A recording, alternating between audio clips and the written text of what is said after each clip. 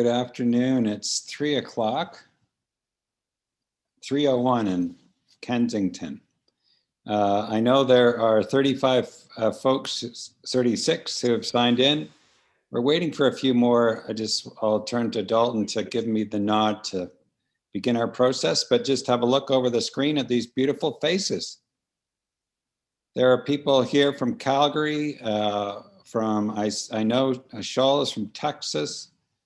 I'm not sure if there are people from other places, but if you are, wave a hand and we'll acknowledge you. We're so glad you're taking time on a beautiful, warm Calgary afternoon to turn on your computer.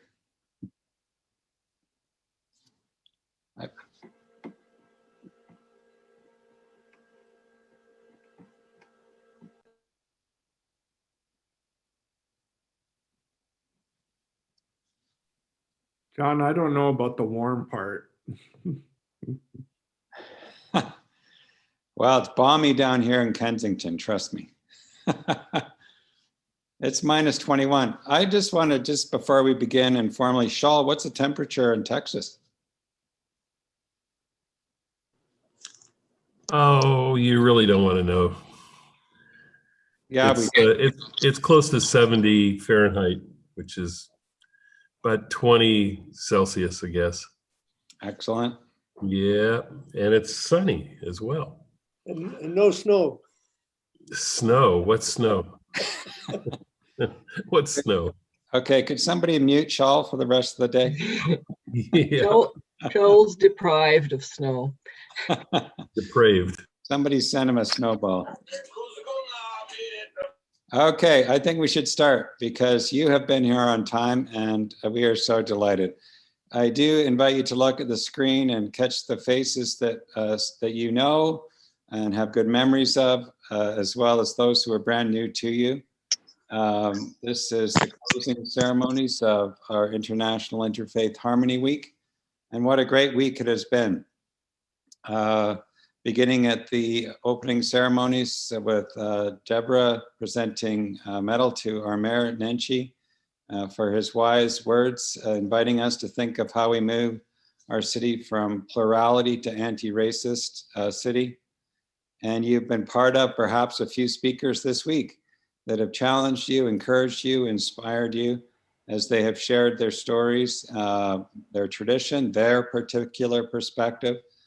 And we recognize during this, we're not meant to be the same. We actually are meant to be different, and we celebrate our difference and our diversity as we become one together. My name is John Pentland. I put my hand up earlier last year to say yes to steering this committee. I have really had very little to do because I've been guided by a terrific committee that I'll introduce to you at the close of this ceremony. But I do want you to know that on the opening ceremonies, indeed, I was very proud of our city. I was proud of the leadership and the religious communities that raise the bar, that speak about compassion and unity and justice, that are willing to listen and be humble in our movement forward. And it is that sense of humility and gratitude that is such a terrific part of each and every one of our traditions. And today, as we gather in the closing ceremonies, we'll be thinking about harmony, what connects us, how does it work, what matters, as well as thinking about food. For that is also something we share, whether that is a particular meal that's important to our faith tradition, or snacks during a football later on. Do not worry, we will be done for the football game, or whatever it is. Food is essential. We know there are many in the world that go without, and the call to justice is share what we have from the table. And so we come with a sense of harmony around food, and we'll be hearing from Malik, and we'll be hearing from Julie Van Rosendahl later. But before we do that, it is our tradition to invite Tony Snow to offer our land acknowledgement, and I'll invite Tony to please speak now as I mute myself. Hello, my name is Tony Snow. I'm the Indigenous lead for the Chinookwiins region of the United Church of Canada for Southern Alberta, and I am from the Stoney Nakoda First Nation. I'd like to begin with a short prayer from our tradition. It is our Lord's Prayer in the Stoney language. So I will light a smudge as we do and offer that as we pray. The prayers of the smoke take our prayers to the Creator, and that is the belief of our people. Let us pray. Om Jagezi, Twaon Chezi, Maka He Chehingchu, Bari Chibari Chezi.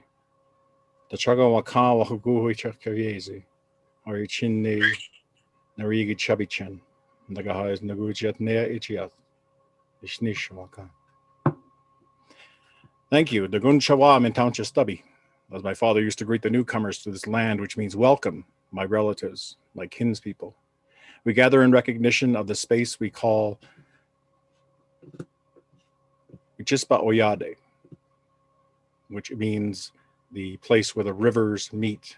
It is a description of the land and of the waters that collect from the bow into the elbow.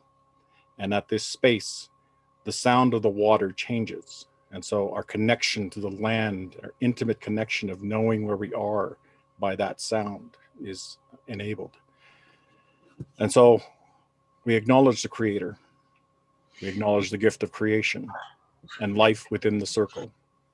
We acknowledge Mother Earth, whose presence nurtures our existence, that ties us to this corporal reality and into systems of belonging. We acknowledge the land, and as part of the land, its personhood in the creation around us is a place of connection, a place of belonging. For Indigenous people, we are bound up in this land. We are part of this land. The first people made relationship with its rhythms and seasons since the antiquity of time. They learned how to be part of the system, part of its systems and its flows, its patterns. They connected to its mystery. We acknowledge the coming of the Europeans began a historical treaty relationship that was signed between the original peoples of this land, the Crown and the Creator, in 1877. As a direct descendant of the signers of Treaty Number 7 from my nation, we acknowledge the Nitsitapi, the Tsuut'ina, and the Yarhe Nakota people as all sharing in the stewardship of this land, working and living alongside our relations in the Métis Nation of Alberta, Region 3. Together, we are bound in this treaty relationship with the Crown, the Church, and our settler and newcomer relations. We acknowledge that this sacred bond has been broken and is in need of repair, in need of a new relationship making time, which we work towards in the acts of reconciliation, not just with the people of European descent, but also those from other lands and other nations who wish to make this land their home, in peace for their families and their descendants. This is the vision of all. So we welcome all in peace to share as the Creator has shared with us, that we may all find belonging here. May the work we do today help to reconcile, rehabilitate, and make new the bonds that secure an equal and just future for our coming generations. Ishnish. Thank you.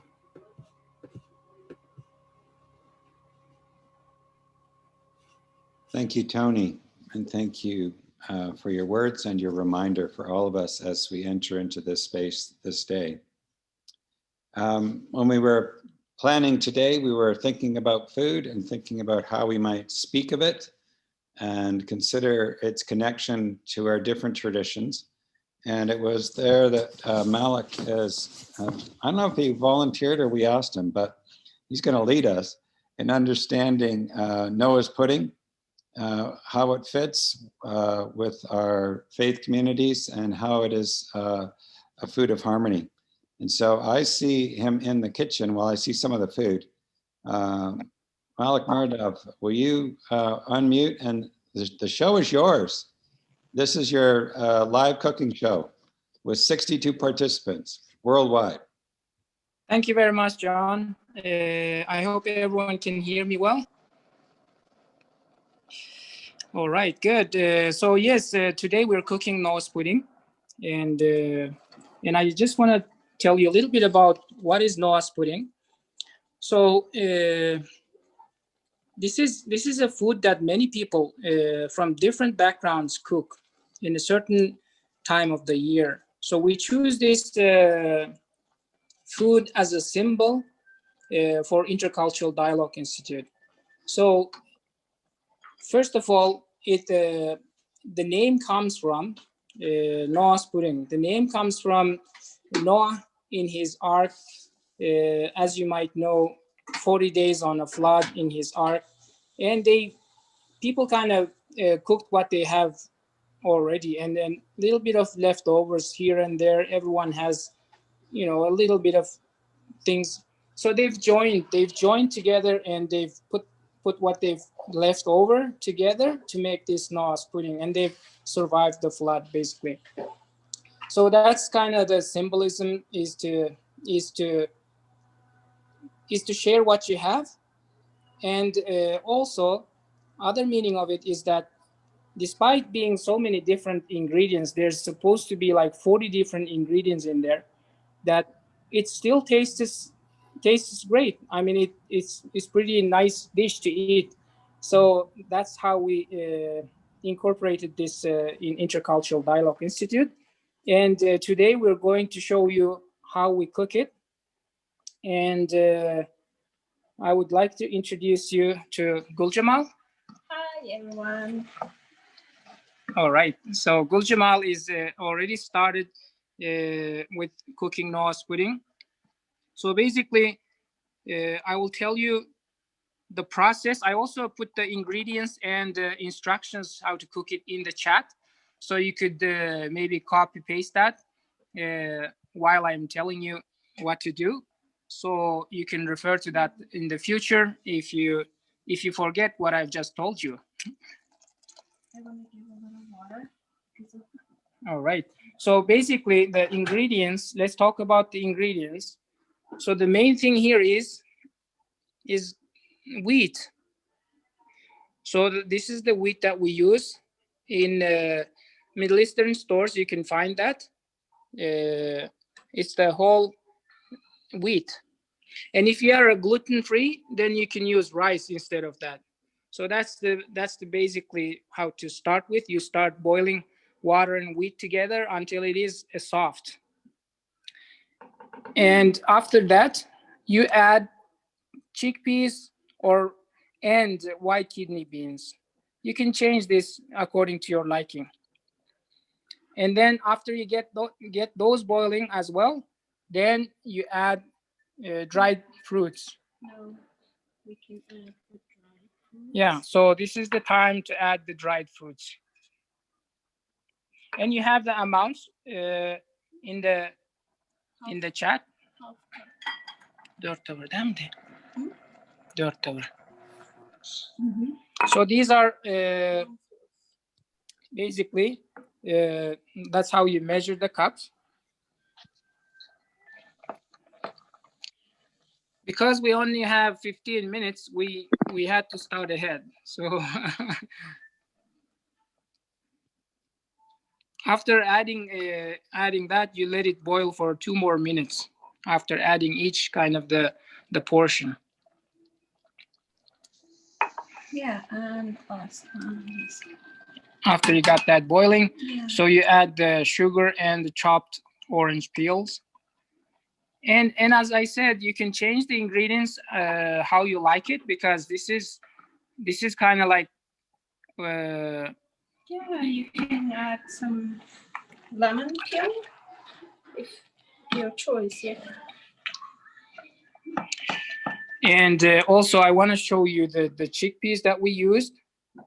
It's in any stores you can find these. These are already kind of cooked, so it's easier to come to the conclusion.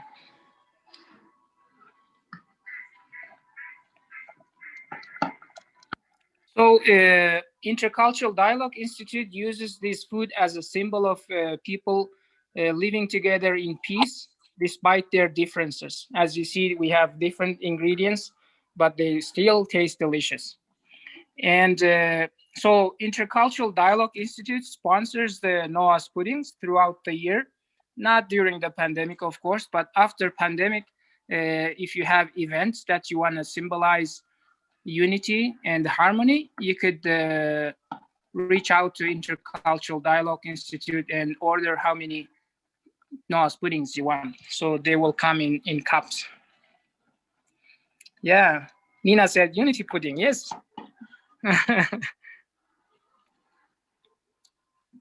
Yeah, give them some 10 minutes boil. So after you add all those, you let them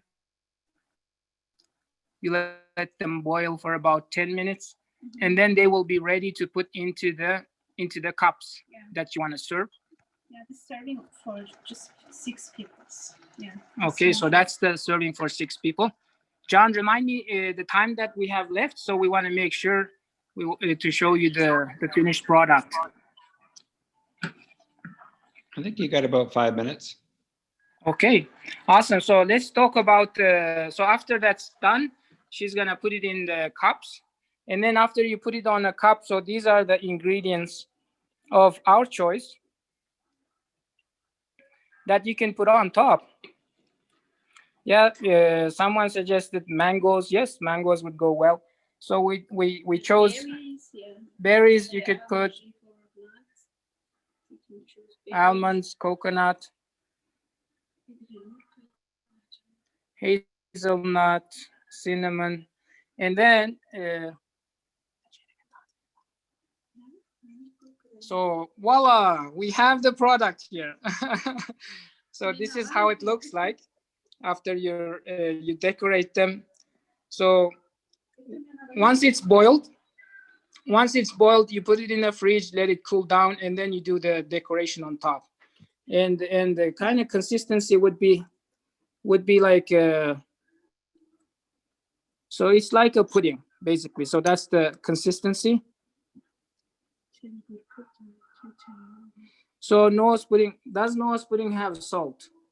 No. No salt, but sugar. So it's kind of like a dessert kind of tasting. So you can eat it as a dessert. And Yeah, we added sugar in Yeah. pudding because we don't have a time for step by step. But we write it in ingredients. so what makes it gel? So actually the wheat makes it jelly. Oh, we don't mash the beans. So you can see if I can find some beans for you in there. So yeah, there are some beans. Anyway, so I wish I could let you taste this, but because of the pandemic and whatnot, we don't get to let you taste it. But I will volunteer to do it for you.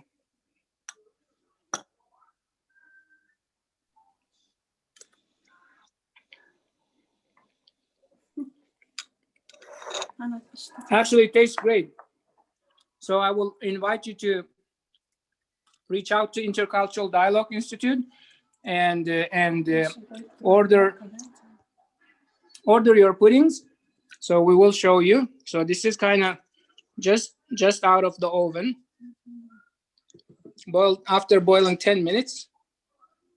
Actually, you'll cool it down first, and then you do this, but we don't have too much time.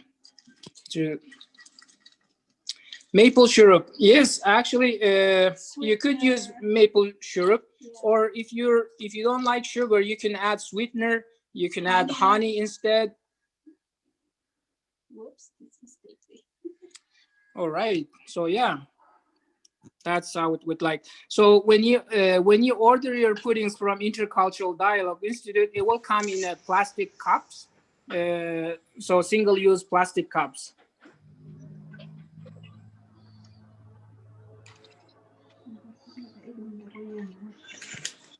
All right. So, John, is there a question that's kind of I need to get into? So I'm just too busy here eating the pudding.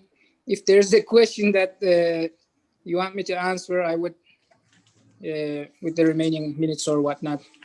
I encourage anybody who's got a question to unmute yourself and ask Malik. Is it served cold or warm? Yes, actually, it's served cold. So you leave it in the fridge. It's like a pudding, like a dessert. So and then you can consume it within 1 week. So basically, as I think it's pretty similar to other desserts and puddings. I'm curious, can you freeze it?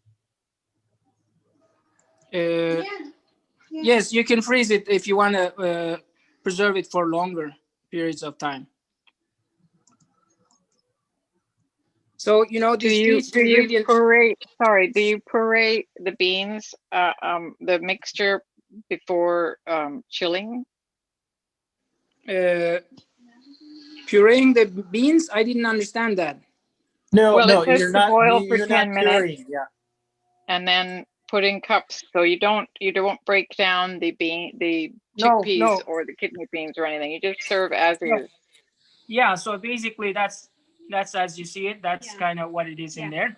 First, when you cook the wheat, you have to cook very well, or you can use, if you have an Instapot, you can cook the Instapot, but cooked very finely, mashed like. So the wheat is very soft. So first Yeah. step is to boil the wheat very well with water until it is very soft. So that's how you start adding the other stuff afterwards. So the wheat gives it its jellifying thing, and if you That's right. substitute rice, the rice would also do that. I'm just That's wondering, right. quinoa wouldn't work, would it? If you want to cook in home, you can your own beans and chickpeas. That's very good. But otherwise, if you add the canned, and you have to wash first. Okay. Yeah. So yeah, if you want to buy a can, you just need to wash it before you put it in. Yeah, so because- remember that. Yeah, we have to wash. It will have some juice that you don't want in the pudding. The juice is done in the food. You're most welcome. Salty, yeah. Oh, it might have some salt. Yes, it has salt, preservatives, and whatnot. So you just wash it off. But if you want to use, if you want to do it yourself, you can also buy raw chickpeas, and then you can boil them, and then add it later on as well. All right. I think we've covered all the questions.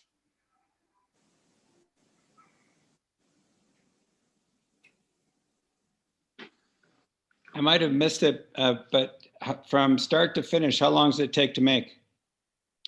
So it's something like half an hour. So it's not fast food and it's not slow food. Yes. And also, just to add, you can use the different berries on topping as a top. Okay, well, I want to thank you. You've made us hungry. And I'm not sure if this was very good planning on our part to do this and then have people sit here. But Malik and your partner, I didn't catch her name. I want to thank you for your beautiful presentation. And we look forward to trying it ourselves and look forward to eating it together next year, perhaps. So thank you for being part of this, both of you. It's been Thank you very much. Okay. Thank you very much, John. I appreciate everyone for joining us, and looking forward to the next year when we can really serve you the pudding instead of me eating by myself. Right. Take care, everyone. It was good. Thank you. Okay, well, hopefully you've followed the chat there, because there were opportunities to ask questions, and the recipe is there as well. And I really appreciate that. That was fun. Speaking of fun, we're moving to Julie Van Roosendaal, who, if you listen to CBC, she's on, I think, about once a week. During the pandemic, I interviewed her for one of my sermons on a Sunday, where we learned how to make flatbread on the barbecue, to make homemade pizza. And I recommend you go to her website and find that. We're having that tonight, actually. A great way to cook and have fun. What I love about Julie is that she is very practical and creative. She's a mom with kids who she's running here and there, and knows what it's like to put on meals when you're challenged for time, but also making healthy food. And so when we were talking about food, I suggested to the group that we might want to hear her talk about food and its connection interculturally and what it means to her. And so I'm going to invite Wes, I believe, to invite you this 10-minute and 1-second video as we think about food and harmony, and then we'll come back to a further discussion. So if you could keep your mics muted, we'll go right to the video. Thanks, Wes.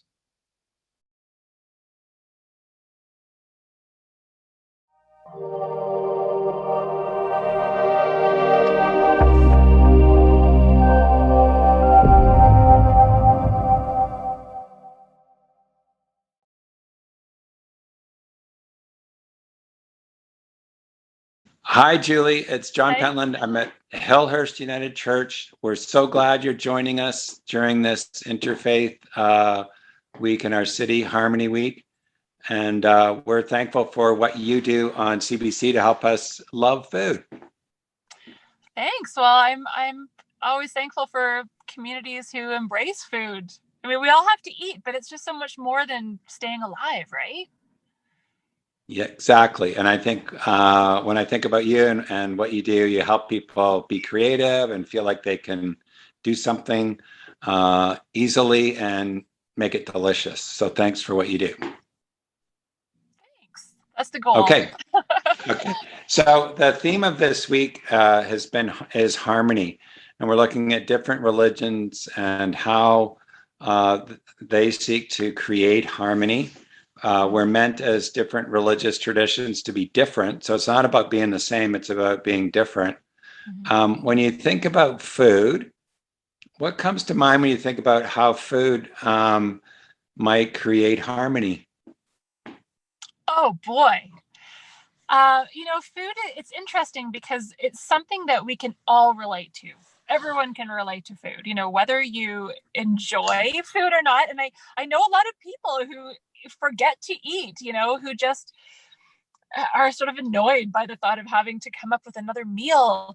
But it creates harmony because it's something that is sort of our common denominator. We all have food stories. We all have memories of growing up with food, of food as a ritual, as a part of ceremonies and celebrations, and not just the special occasions, the day-to-day life, right? There's a great food writer named Lori Colwyn who passed away in the 90s, and she said, it's not just the great works of art that make a culture, it's the day-to-day things like how we eat, what we serve to our families. And so, in terms of harmony, it's something that we can all relate to, but it's a way of learning about each other. Sharing a meal together is, it's sort of a cliche to say it's a connector, but it is, because sitting around the table and sharing a meal is a great way to get to know someone else and sort of their backstory in a very personal way, and getting to cook a meal with somebody. That's my favorite thing, is getting to be in the kitchen with people and learn about the ingredients and learn about their traditions and their customs and the politics behind what it is they're making and the terroir. Like, there's just so many layers, right? Yeah. And then do you find you have to sometimes put on your cooking hat to get yourself in the right mood to do this, or is it just natural for you? No, you just do it. I always think about food, always thinking about what I'm going to eat next. I go to bed thinking about food. I'm thinking about food right now. I don't feel like I have to sort of turn it on and off, and certainly I'm sure some people do. I mean, a lot of people who are chefs in restaurants. I'm not a restaurant chef. There's a little bit more of a theatrical aspect to restaurant cooking, and what you would eat in a restaurant is typically different from something at home, right? And chefs in restaurants, if you're Dean Fast at Rouge Restaurant, you would plate things probably, I'm guessing, different than you would at home, or so I don't feel like I have to switch hats now. Okay. And I think part of that is sort of making the ordinary extraordinary in how you create and present food, right?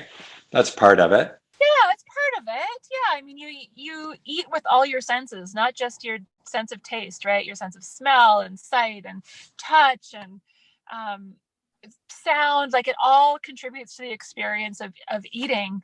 But I think also that there's comfort in the ordinary.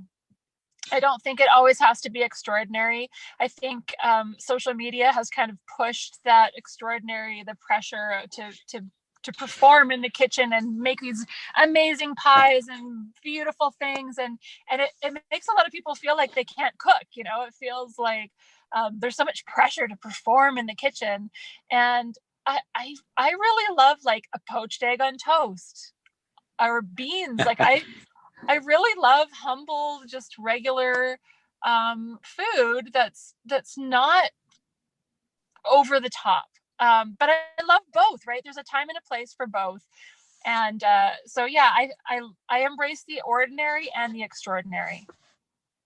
Nice. And I think the interesting thing from my perspective and as a in a Christian community, bread and wine are very basic elements of the Eucharist or Lord's Supper communion. And they were not extraordinary meals in the day. They were literally, people carried bread, carried wine on their body.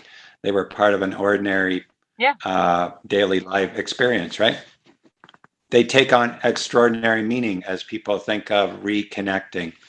Or as you say, I always say to our community, you got to eat and drink together. That's when you get changed, is engaging with people over food and drink. It's really an important part of what we do.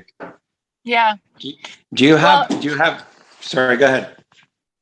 I was going to say, and food is so nurturing, right? I mean, we eat to socialize, to comfort each other, to show our support. You know, what do we do when people are sick? When people pass away, we bring food.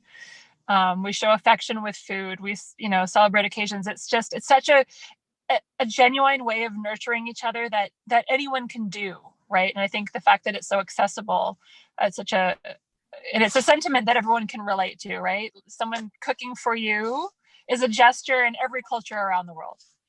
Yeah.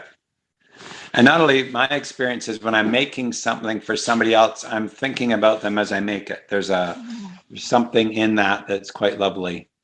It's very personal, right? It's something of you that you're feeding them, physically feeding them and caring for them, right? I mean, I think most of us have that sense of growing up and being fed, by family members. And so that sort of carries on through your life. Do you have a favorite comfort food? Oh, it depends on the day. It depends on the time of year, the weather. Things that are soft and warm and bready things I love, like chewy pasta, chewy flatbreads, and cheesy things are all comforting to me, for sure. Nice. Yeah. Second last question.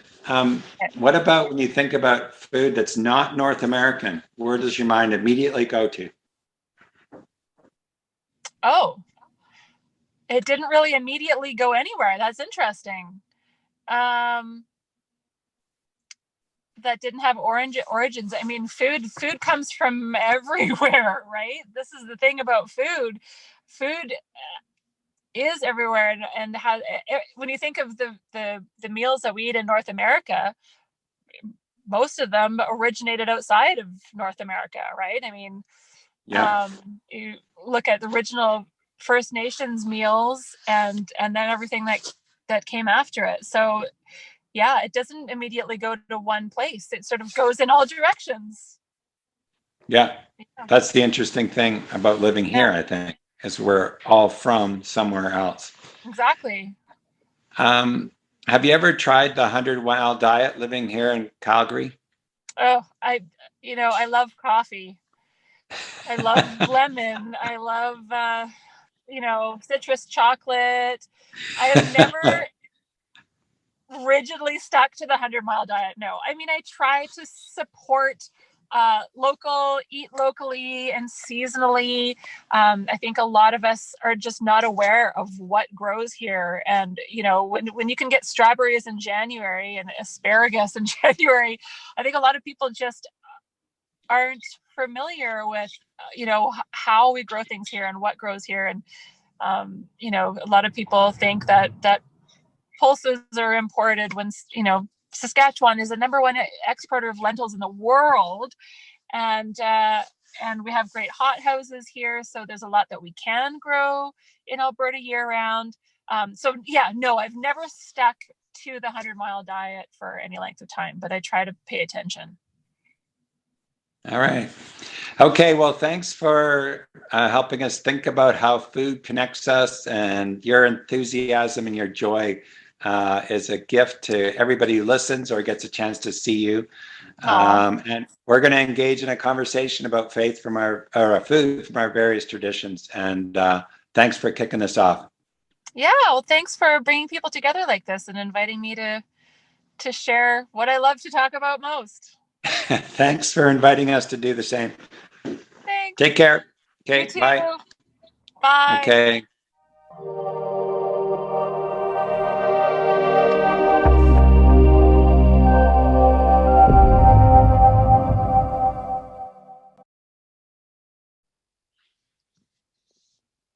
Thank you. Julie was in her car, as you could tell. That's the wonder of this pandemic. I mean, you can do a sermon from your car. You can talk to speakers from your car. You might even be able to know his pudding from your car. I'm not sure about that, but we are mobile and we are connected one to another. One of the other challenges of the pandemic is relying on technology that sometimes doesn't work.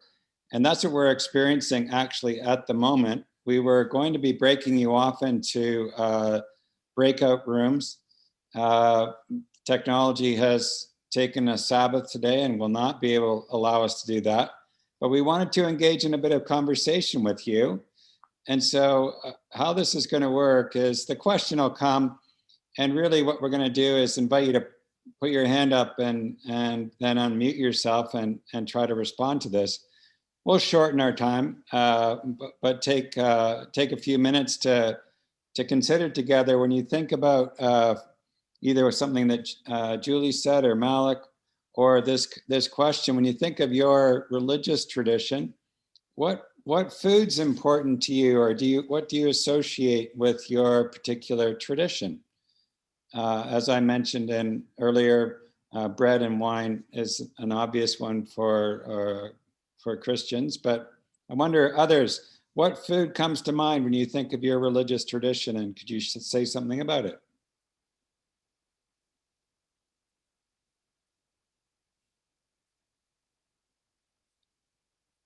Are you reaching there, Mary? Can I talk? Yes. Well, if you're thinking of Catholics, fish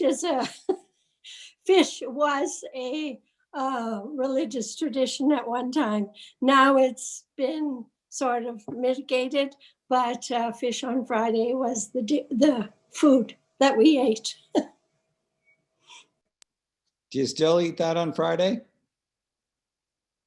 No, there's been a sort of an easy easing of the restrictions. But when I was a child, we lived up north where there was no meat. So if we ever got meat, we could eat it any other time. We always had fish because there were no roads to this place. You had to fly in and out. And so it was fish. Thank you. John, one of my interesting experiences was in Switzerland on a scholarship.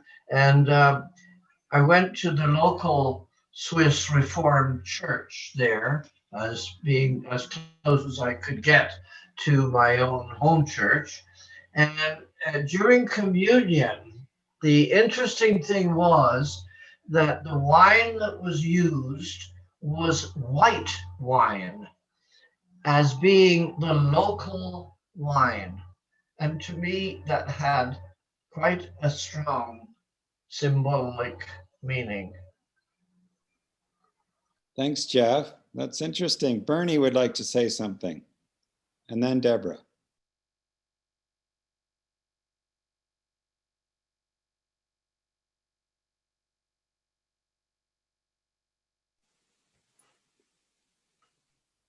Bernie, are you there? Can you unmute yourself?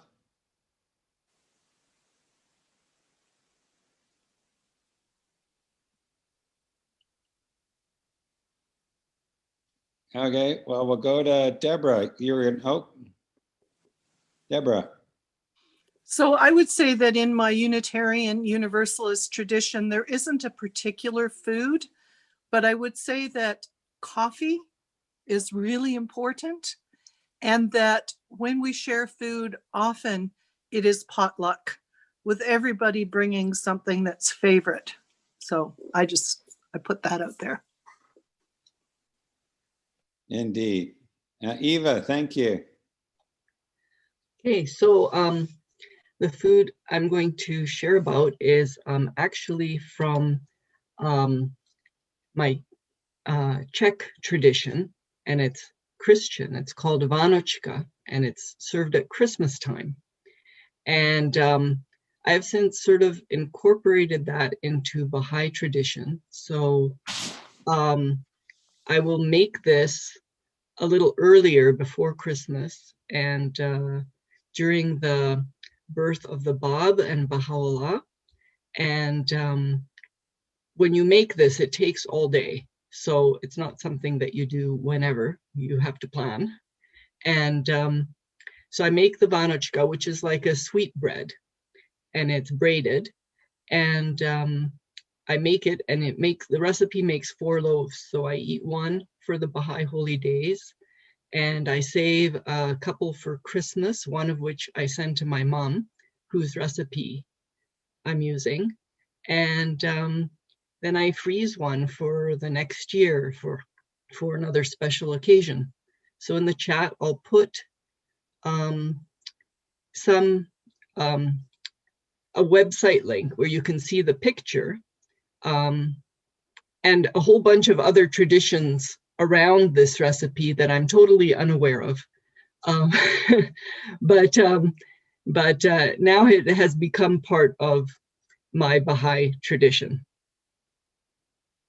Thank you. That's neat. Bernie's ready, I think, and then I can see 2 other hands up. Bernie, we'll let you go first if you're there.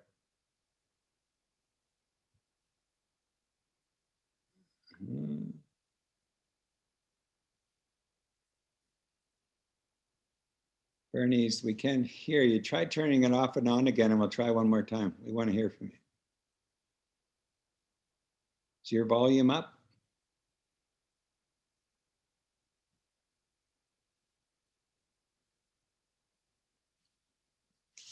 Tell you what, go to the chat then, and we'll see if we can read what you say, a few words. I think Eric was up.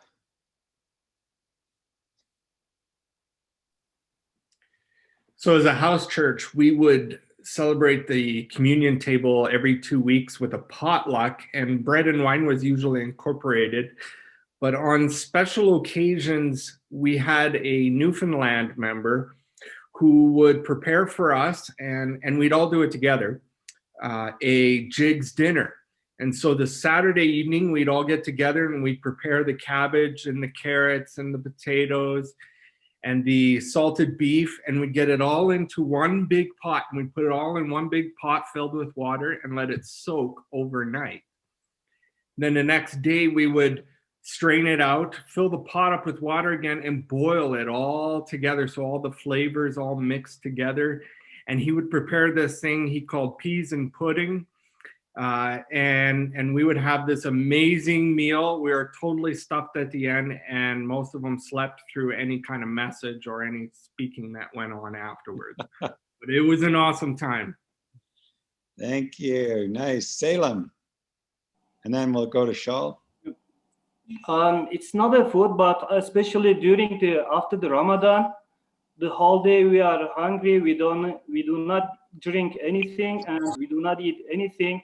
So in order to balance the body glucose level, with the Muslims, we have the dates, especially the ones from Mecca, Saudi Arabia, or the Moroccan ones, because it balances the glucose level in the body.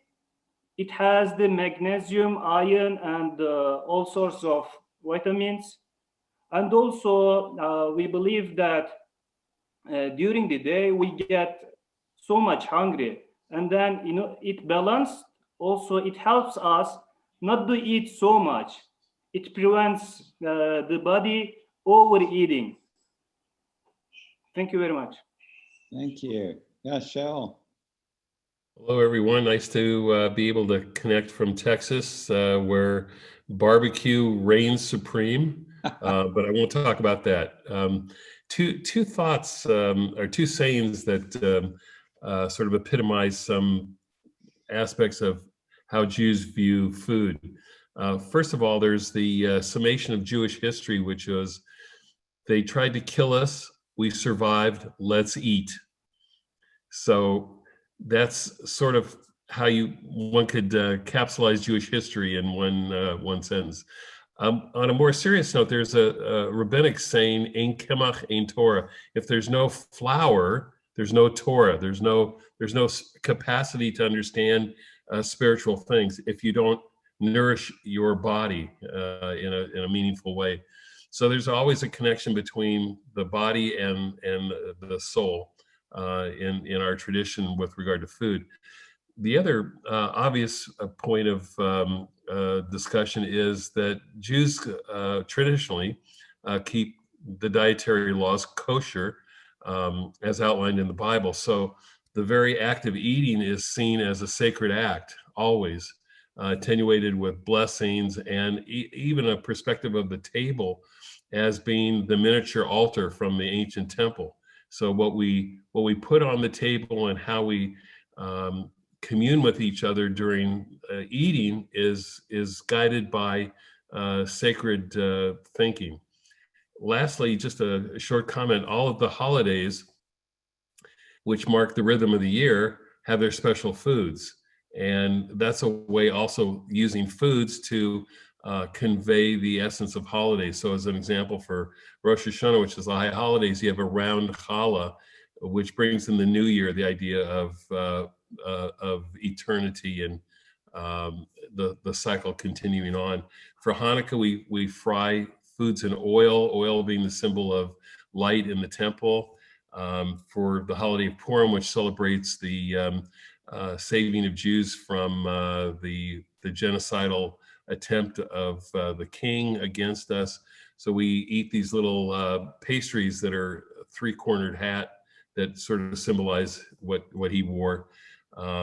Passover, of course, we eat matzah, the bread of affliction, and the holiday of Shavuot, which is Pentecost, we eat dairy and blintzes because the Jews didn't have time to make a meat meal on the eve of the giving of the Torah on Mount Sinai. And lastly, the holiday that's probably the most important one, which is every week, Shabbat, the Sabbath, is characterized by the use of the braided challah, the braided bread, which is warm and beautiful and just conveys this idea of being interconnected through the braiding. So food is very symbolic. It's very important in so many ways that we don't really take time to appreciate. So thank you. Thank you. That was terrific. Miles. Hello, everybody. Well, my faith tradition, I've pretty much settled on I'm a disciple of Jesus Christ. And that's for reasons that I won't go into now, but, disciple is a much more broad term.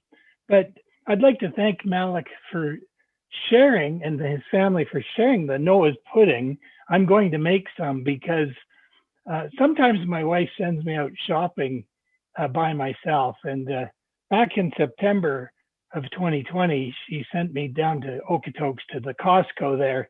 And on that particular day, they were selling chickpeas in these big 10-kilogram bags. And I came home with this big 10-kilogram bag of chickpeas, and we've been eating them ever since.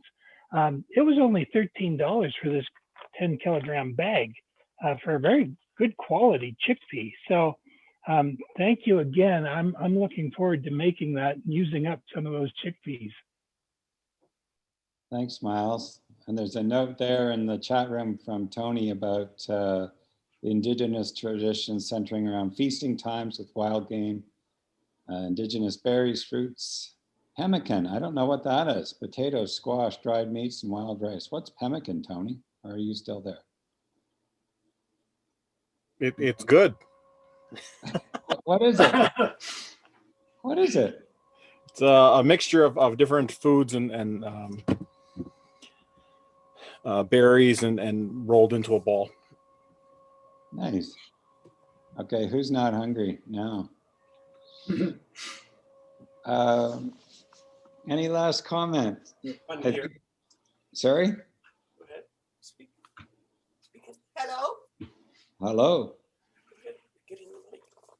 In my tradition as a Mennonite, we lived in villages very often, but also in surrounding farms. And on Sundays, we were not supposed to work or do any cooking. So most of it was done on Saturdays. And the Noah's pudding reminded me of one of the, well, you could call it a fruit soup. We call it mouse, M-O-O-S, a mouse. And this mouse might contain a variety of different fruits, but usually a package of mixed dried fruit. And then if you had your own garden, your own fruit trees, you would add whatever else you wanted to and cook it all up in water.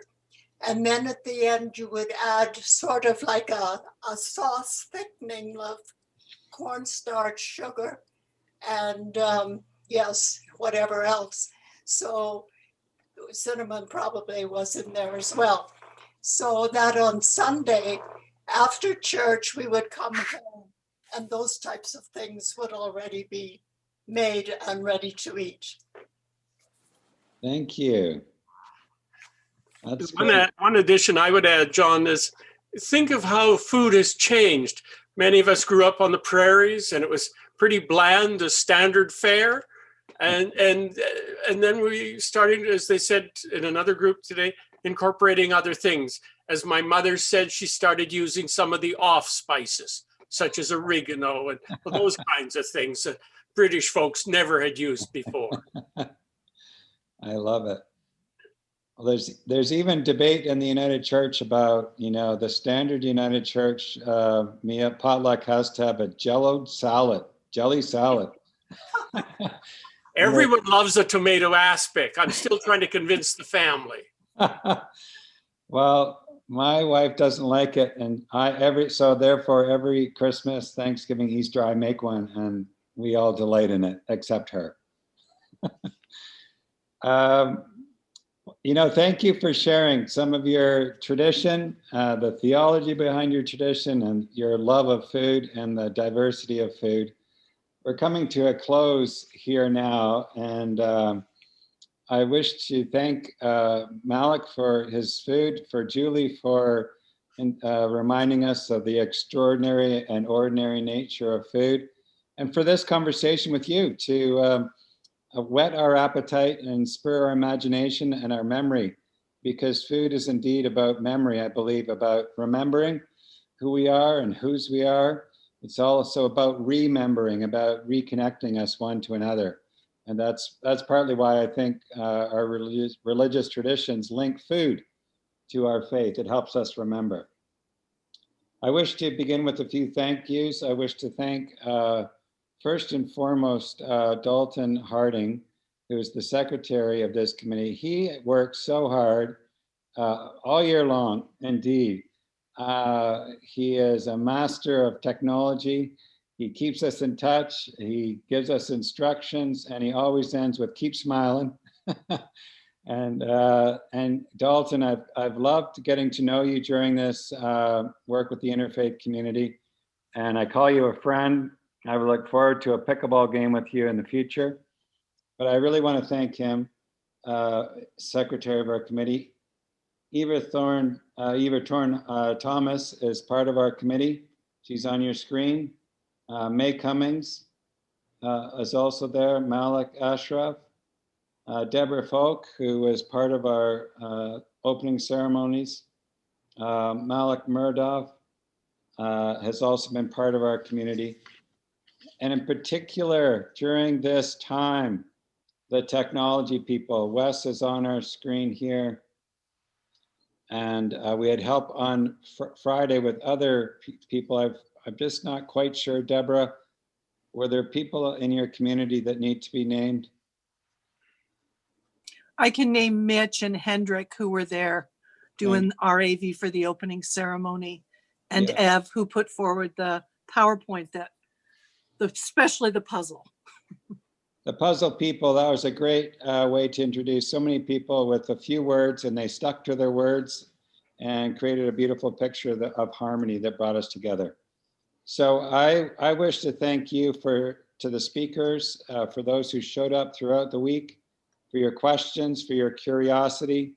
Curiosity is so important in faith, to be curious about each other and about the Creator and why our traditions matter. So I, without further ado, would invite closing remarks from David Holmes, who is the chair. And so I'll turn this over to David. Thank you. And I would like to start with thanks as well. Thanks to John.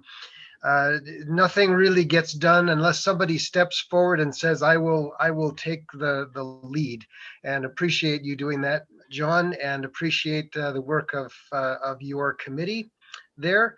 I also want to say thank you to all of the people who stepped forward and did the presentations. I think I was at all but one of them, and they were fantastic. Music and prayer and ritual and information. I think we all learned a bunch, and it was a really good experience, I thought. And so thank you for stepping up. And I also want to thank all of you for clicking the links and showing up here. Because, in spite of all of our craving for community, still there's this COVID heaviness that comes over me a lot of times, and I just don't bother clicking the link, and you've all done that. And so I want to thank you all for being part of this. At every one of the sessions, I also am grateful that the facilitators invited you to become members of the Calgary Interfaith Council. We have memberships that are individual, so you can be a member individually. You can be a member as a church community or a religious community, and there's also memberships for larger bodies like denominations or councils. And this year, there is no charge for membership. So it's a great time to check us out. And I think the facilitators have always said this is one of the ways that you can be informed of and participate in these interfaith events and dialogues and learning and shared worship. But I want to invite you into something even deeper. I want to invite you to join this work. We live in a very difficult time in history. It's not just COVID. We face a lot of challenges that are basic and fundamental to our lives. There's climate change, there's political change, there's economic change, there's colonialism and racism, and so many different things that are fundamentally challenging our lives on this earth. And at the same time as we face all these challenges, there are political forces and other forces that are trying to drive us apart. And we need to be together in order to face these challenges. So I want to invite you to be part of the movement to come together. The Interfaith Council, as people have said, we seek to build a more just and respectful Calgary through deepening relationships across faith traditions, celebrating our diversity, and learning from and about each other. I really thank everyone who's responsible for this week and being part of this. And I want to invite you, if you are interested, to come into this work. I'm going to put my email into the chat.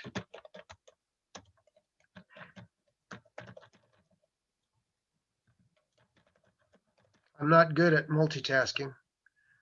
Oops, I just sent it to one particular person. I'm going to try to send it to everybody.